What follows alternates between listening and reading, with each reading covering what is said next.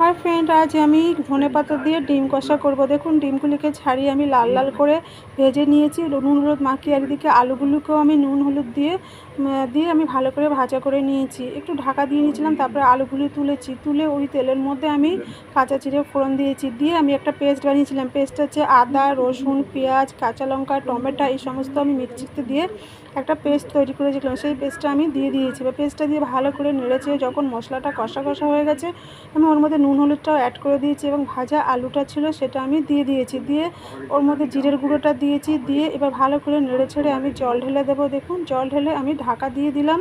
এবার কিছুক্ষণ ফোটার পরে আমি ঢাকা খুলে ওর মধ্যে ধনেপাতা অ্যাড করলাম, গরম মশলা দিলাম, আর ওই ডিমগুলি দিয়ে দিলাম। দিয়ে একটু হালকা নেড়ে চেড়ে আমি ওটাকে একটু ঢাকা দিয়ে কিছুক্ষণ রেখে দেবো। বেশি ফোটাবেন না, ফোটালে আবার ডিমগুলি আবার ভেঙে যাবে, যেহেতু ডিমগুলি আগে আমি ভেজে রেখেছিলাম।